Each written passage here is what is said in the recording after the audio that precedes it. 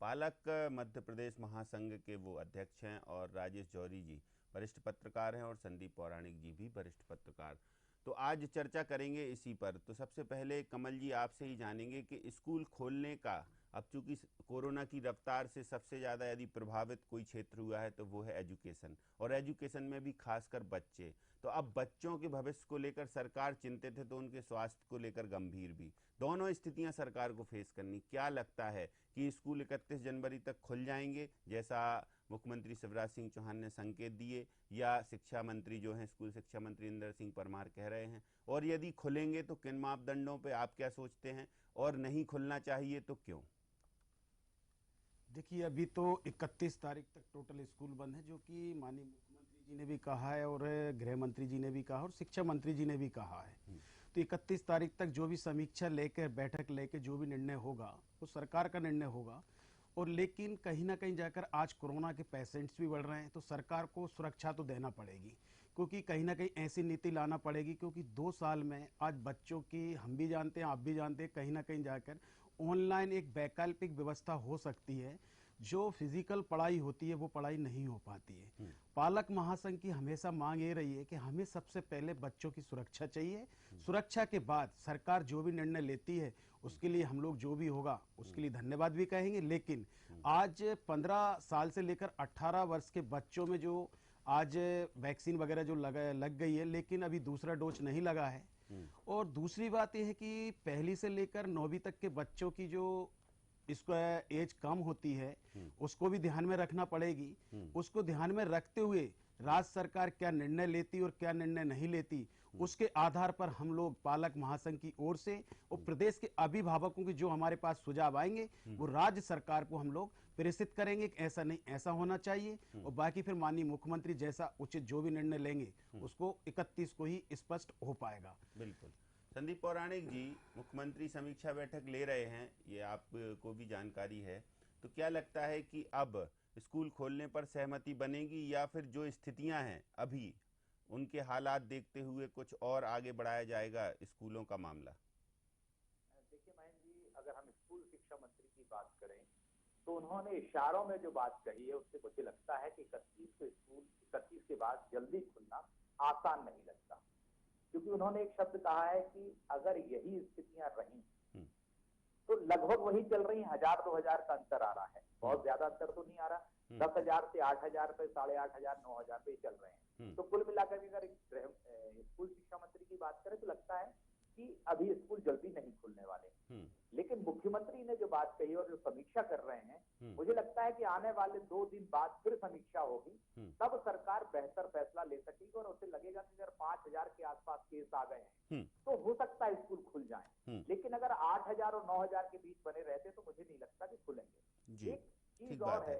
राजेश जौहरी जी, इंदौर की हम बात करें या फिर इंदौर को लेकर पूरे प्रदेश की यदि समीक्षा कोरोना की जाए तो ओमिक्रॉन वेरिएंट का जो है मध्य प्रदेश में जो आगमन हो गया है, उसके बाद क्या कहें कि बाकी के जो कैटेगरीज है उनकी वो भी धीरे धीरे बढ़ रही है कि नए नए वेरिएंट सामने आ रहे हैं। तो कोविड के ही प्रभाव से नहीं, बाकी सारे वेरिएंट के जो क्लासिफिकेशन हमें देखने को मिल रहे हैं उनके प्रभाव से भी इन चीज़ों को देखते हुए समीक्षा करनी चाहिए। फिर भी क्या लगता है कि स्कूल खोले जाने चाहिए? मैम जी, स्थिति ये है कि एक वेरिएंट का नाम हम याद करते हैं तो दूसरे का, पिछले वाले का भूल जाते हैं। इतने नए वेरिएंट, कोरोना ऐसे नए नए रंग दिखा रहा है लगातार। और जहां तक देखिए, जैसा पालक संघ की जैसी मांग है वो बात सही है। सबसे जरूरी बच्चों की सुरक्षा, और सुरक्षा सर्वोपरि है। पढ़ाई तो है ही, लेकिन सुरक्षा, भाई बच्चे सही सलामत रहेंगे, हेल्दी रहेंगे तो पढ़ाई तो अगले साल भी कर लेंगे या 2 महीने बाद भी कर लेंगे, वो इम्पोर्टेंट है। लेकिन ये जो अभी अभी एकदम से एक नया ट्रेंड आया है कि, या इस पे डिस्कशन शुरू हुआ है कि 31 जनवरी से देखना पड़ेगा, तो उसके पीछे एक वैश्विक कारण है बहुत बड़ा। यूरोप ने लगभग हर, फिनलैंड ने, इंग्लैंड ने और बहुत सारे देशों ने, उन्होंने क्या किया कि सब कुछ होने के बाद उनके यहाँ भी इसी तरह से ग्रोथ हो रही जैसी अपने यहाँ हो रही है, भी उन्होंने खोलना शुरू कर दिया। पूरे रेस्टोरेंट खोल दिए, पूरे बार खोल दिए, स्कूल खोल दिए। अब वहां पे एक दूसरी थ्योरी चल रही है, जिस थ्योरी पे WHO ने भी उस थ्योरी के बारे में बताया है, और अपने ICMR ने भले ही नहीं बताया हो अपने देश की, लेकिन अभी WHO ने बताया और बहुत सारे साइंटिस्ट बता रहे हैं कि अब इसका एक ही तरीका है, क्योंकि ओमिक्रॉन का जो असर बहुत हल्का सा है, मामूली सर्दी खांसी जैसा असर है, किसी को भी सीरियस असर नहीं हो रहा, तो वो कह रहे हैं ज्यादा से ज्यादा खोल दो ताकि वो जो एक जो कम्युनिटी स्प्रेड है वो कम्युनिटी स्प्रेड हो जाए, हर्ड इम्यूनिटी आ जाए, छोटी मोटी दवाइयां जो मामूली सी दवाइयों से ठीक हो रहा है, तो वो ऐसा लग रहा है कि उस स्थिति में बढ़ने के शायद अपने अपने देश की सरकारें भी चक्कर उसी तरफ बढ़ रही है। आज तक देखिए 35 करोड़ जो है कंफर्म्ड केस पूरे दुनिया में हो चुके हैं, जो 7 अरब लोगों में 35 करोड़ लोग अभी तक इन्फेक्ट हो चुके हैं और लगभग 55 लाख लोगों की डेथ हो चुकी है, लेकिन ये सब दूसरी लहर तक था। अब जो है ओमिक्रॉन से आपने डेथ वाले केस ना के बराबर है, और वो भी वही लोग हैं जिनकी कोई ऐसी जो कोमॉर्बिडिटी केस थे, जैसे किसी को ब्लड प्रेशर की बहुत बड़ी समस्या थी, हाई ब्लड शुगर था, या फिर हार्ट पेशेंट था, या फिर किडनी का कोई प्रॉब्लम थी, तो उनके साथ ये घटना हुई है। अब लेकिन देखिए सबसे इम्पोर्टेंट बात होता है कि सरकार की जिम्मेदारी लोगों की जान की सुरक्षा करना भी है, पर साथ में अर्थव्यवस्था भी, क्योंकि यूरोप क्यों खुल रहा है, क्योंकि यूरोप में लोग बर्बादी की कगार पे आ रहे थे इसलिए खुल रहे हैं वो। तो वही हमारे यहाँ भी स्थिति है। जो स्कूल वाले हैं, एक स्कूल वाले तो आप लोगों ने ही खबर दिखाई थी कि उन्होंने आत्महत्या कर ली थी भोपाल के, ऐसे बहुत सारे लोग हैं, भले उन्होंने आत्महत्या ना की हो, आत्महत्या जैसी चीजों को हमको प्रमोट नहीं करना चाहिए, I am very sorry for that, लेकिन उनकी स्थितियां बहुत खराब हैं, तो उनका भी ध्यान रखना पड़ेगा जो छोटे स्कूल वाले हैं। और सबसे बड़ी बात यह है कि जब 9वीं से 12वीं तक का वैक्सीनेशन पूरा हो चुका है, तो 1 तारीख से कम उनको खोल देना चाहिए, तो 1-2 महीने में ये मालूम चल जाएगा हमको कि क्या स्थितियां बन रही हैं, ताकि और अब मतलब हम उस स्थिति में आ गए हैं, क्योंकि 9वीं से 12वीं को वैक्सीनेट कर चुके हैं। आज ही सारे जो संकुल प्राचार्य हैं और जो जितने ब्लॉक एजुकेशन अफसर और डिस्ट्रिक्ट एजुकेशन अफसर हैं, वो पूरा कंपाइल कर रहे हैं, अभी उनका यही काम चल रहा है कि कितने कितने बच्चों ने कौन कौन सी डोज ले ली है। ठीक बात, ये हमारे ख्याल से काफी अच्छी स्थिति है, और कहीं ना कहीं गवर्नमेंट ये सब देखेगी अगर वो 31 को कोई फैसला लेती है तो। ठीक बात है।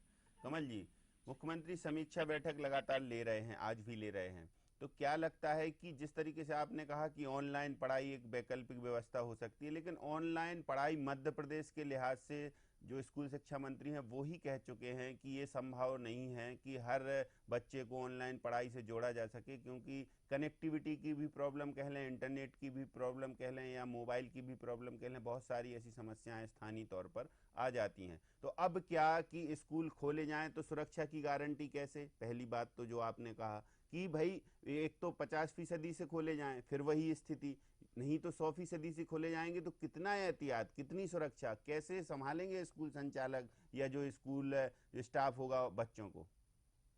देखिए, हमने पहले भी जो स्कूल खोले गए थे उसमें भी ये स्थिति देखी थी। राज्य सरकार ने एक हिटलरशाही फरमान जारी कर दिया था कि जिन बच्चों को अपने स्कूल भेजना है वो अपने माता और पिता से लिखवा कर लेके आए।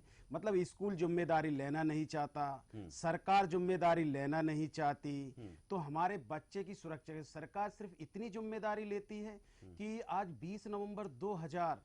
4 नवंबर 2020 को एक ऐतिहासिक निर्णय हुआ था कि जब तक कोरोना काल चलेगा तब तक आपको ट्यूशन फीस देना है। लेकिन मध्य प्रदेश सरकार के माननीय शिक्षा मंत्री जी हो या शिक्षा विभाग हो, आज तक जितने भी CBSE के बड़े बड़े स्कूल हैं 90% सारे मदों की फीस जोड़कर आज बिल्कुल अभिभावकों को लूटा जा रहा है। इस पर राज्य सरकार के माननीय मुख्यमंत्री महोदय जी, माननीय शिक्षा मंत्री महोदय जी, माननीय डिस्ट्रिक्ट ऑफिसर जो एजुकेशन ऑफिसर्स होते हैं, ये लोग मौन क्यों हैं? आप स्कूल खोलिए, आज ऑनलाइन हम क्लासें ले रहे हैं लेकिन आज फीस हमसे पूरी वसूली जा रही है। तो कहीं ना कहीं राज्य सरकार को यह भी देखना पड़ेगी, कोरोना काल में अच्छे अच्छे लोगों के व्यवसाय बंद हो गए हैं, आज नौकरियां चली गई हैं, कई लोग रोज, आज मेरे पास एक अभी मैसेज पड़ा है मेरे मोबाइल में, मतलब 36,000 रुपए उनके 3 बच्चे पढ़ते हैं, उनसे 36,000 रुपए लेट फीस वसूली जा रही है। आज मेरे पास अभी आधे घंटे पहले फोन आया, सेंट जोसेफ स्कूल में 7वीं क्लास में उनके TC लेना है, उनके ट्यूशन फीस के 3,000 रुपए बचे हुए, आज उनको TC नहीं दे जा रही। बच्चा 9वीं में, वो परसों के दिन आखिरी लास्ट डेट है उसका, एक्सीलेंस में पूरा। आज अभिभावक इस तरह से फेस कर रहा है कि अपनी जॉब को देखे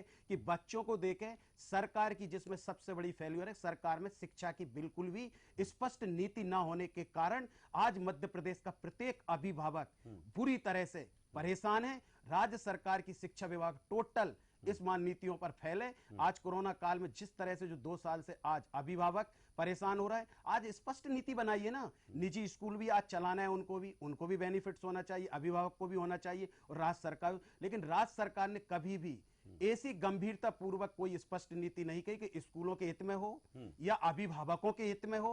सिर्फ और सिर्फ कभी बंद कर दो, कभी ओपन कर लो, कभी बंद कर दो, यही 2 साल से देखने मिल रहा है। लेकिन मेरा आपके चैनल के माध्यम से दर्शकों को ये भी राज्य सरकार से मैं निवेदन करना चाहता हूं कि अगर आज जनवरी चल रही है और परसों 31 जनवरी है, जनवरी, फरवरी और मार्च में हमारा सत्र खत्म होता है, पहली से लेकर 9वीं तक के इसके बारे में भी सोचा जाए कि स्कूल खोला जाए या ना खोला जाए। 2 साल से अगर स्कूल नहीं खुले तो कम से कम महीने और 2 महीने देखना चाहिए, क्योंकि अभी 15 साल से लेकर और जो 18 साल के तक लिए वैक्सीन जो लगाई जा रही है उसके भी परिणामों का निर्णय हो जाएगा और सत्र भी खत्म होने जा रहा है। तो राज्य सरकार से ये मेरी मांग भी है और अभिभावकों की ओर से भी मांग है कि उस पर भी निर्णय पहली से लेना, और 9वीं से लेकर 12वीं तक राज्य सरकार सुरक्षा दे और जहां जहां वैक्सीन लग गई है बढ़िया बाकायदा स्कूल खोले, उसके लिए हम लोग भी तैयार हैं। ठीक बात है।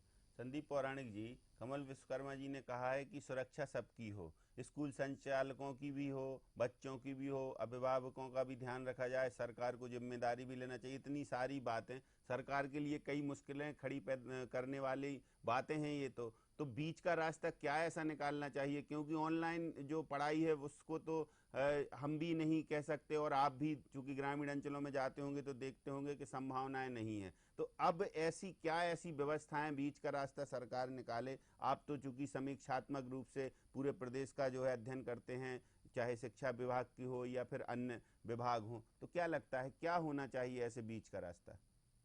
देखिए महेंद्र जी, बीच का रास्ता हम अलग अलग तरह से लेते हैं। अगर प्राइवेट एजुकेशन की हम बात करते हैं, जैसे कमल जी ने कहा, फीस का मसला तो है, सरकार को ये रास्ता निकालना चाहिए कि जो प्राइवेट स्कूल हैं उन्हें कहीं ना कहीं कोई राहत दी जाए। सरकार उन्हें जैसे पैकेज देती है इस तरह की राहत दे, ताकि वो भी एक इंडस्ट्रीज है, वो भी एक उद्योग के तौर पर है, क्योंकि जो लोग संस्थान चला रहे हैं वो कारोबार कर रहे हैं, तो उन्हें कहीं रियायत दे ताकि वो अभिभावकों को रियायत दे सकें। एक तो ये रास्ता निकल सकता है फीस के मसले पर। जहां तक वैक्सीनेशन की बात है, वो बात सही है कि 9वीं से 12वीं तक के स्कूल खोले जा सकते हैं, भले 50% या जो सरकार बेहतर, क्योंकि ये राय आएगी तो वो राय आएगी स्वास्थ्य विभाग से जुड़े हुए लोगों की, वो क्या परामर्श देते हैं, किस तरह से स्प्रेड होने की आगे आशंका है। जैसा भी हमारे साथी जौहरी साहब कह रहे थे कि यूरोप देश में खुल रहे हैं ये, वहां की परिस्थितियां और हमारे यहाँ की परिस्थितियों में थोड़ा सा अंतर है। हमारे यहाँ अवेयरनेस कम है महेंद्र जी, हमें माननी पड़ेगी कि हमारे यहाँ अगर खोलते हैं आप तो ऐसे लगता है जैसे मेला खुल गया हो, लोग बाजार निकल पड़ते हैं। ठीक बात। तो बंदिशों के साथ साथ स्कूल में बेहतर इंतजाम होने चाहिए। सबसे बड़ी दिक्कत एक और है महेंद्र जी कि हमारे यहाँ सरकारी स्कूलों में ऐसी कोई व्यवस्था नहीं है जिससे किसी भी तरह की ये कोरोना के संक्रमण को फैलने से रोका जाए, क्योंकि स्कूलों में जगह कम है, बैठने की व्यवस्थाएं नहीं है, सैनिटाइजेशन का कोई इंतजाम नहीं है, मास्क की, क्योंकि जो सरकारी स्कूल में बच्चे पढ़ते हैं उनकी आर्थिक स्थिति हम और आप बेहतर तरीके से जानते हैं, क्या वो मास्क खरीद सकते हैं? इस दिशा में भी सरकार को एक ऐसा रास्ता निकालना चाहिए कि बच्चों को सैनिटाइजेशन की व्यवस्था रखी जाए, सोशल डिस्टेंसिंग हो, और सरकार मास्क अपने स्तर पर अगर उपलब्ध कराती है तो बच्चों के लिए ज्यादा सुरक्षा वाला काम होगा। मुझे ऐसा लगता है ये प्रयास भी जरूरी है। ठीक बात है, जरूरी है। राजेश जौहरी जी, क्या लगता है कि जिस तरीके से अभी आपने कमल जी को सुना, तो स्कूलों को लेकर 9वीं से 12वीं तक के स्कूल खोल देना चाहिए, क्योंकि वैक्सीनेशन लगभग हो रहा है और हो भी गया है, और ऐसे में अब जो जूनियर क्लास के हैं या प्राथमिक लेवल से नीचे के बच्चे हैं उनके लिए क्या फिर एहतियात, क्योंकि उतने बच्चे इतने ज़्यादा समझदार भी नहीं होते, वो तो लापरवाह होते हैं जब तक अभिभावक ध्यान नहीं देते। तो क्या फिर अभिभावक दिन भर स्कूल के बाहर खड़े रहें जब बच्चे जाएं, या निगरानी करते रहें, मॉनिटरिंग करते रहें, या सरकार कोई ऐसी व्यवस्था करे कि मॉनिटरिंग की भी व्यवस्था हो, सैनिटाइजेशन की भी व्यवस्था हो, इसके बाद मास्क की भी प्रॉपर हो, और जो स्टाफ है उसको भी कुछ गाइडलाइन दे? देखिए, अपना देश जो है, अपना देश जनसंख्या का जबरदस्त विस्फोट वाला देश है। सरकार चाहे कि कहीं अगर अमेरिका की सरकार को भी इसका मैनेजमेंट दिया जाए तो वो भी व्यवस्था नहीं कर पाएंगे। तो इसलिए जिनको वैक्सीन नहीं लगी है उनको स्कूल भेजना का अगर निर्णय लेती है सरकार, तो कहीं ना कहीं आगे जाके परेशानी खड़ी होगी और फिर से अपन लोग डिबेट करेंगे कि सरकार ने गलती की या मध्य प्रदेश की सरकार ने गलती की, फलानी सरकार ने नहीं की, इस पे डिबेट करेंगे।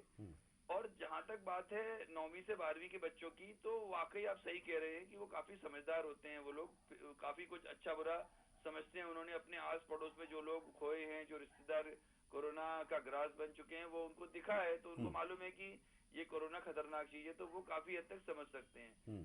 छोटे बच्चों से हम ये उम्मीद बिल्कुल नहीं कर सकते हैं, इसलिए हमको वहां तो एहतियात पूरा बरतना पड़ेगा। एक और बात जो कमल जी बोल रहे हैं, बिल्कुल सही बोल रहे हैं। उस समय ये पक्ष छूट गया कि छोटे स्कूल, बड़े स्कूल वालों को दिक्कत नहीं है, जो कमल भाई बता रहे हैं ना, ये उन स्कूलों का बता रहे हैं जो बहुत बड़े कॉर्पोरेट कल्चर वाले स्कूल हैं, वो तो पूरी फीस ले रहे हैं।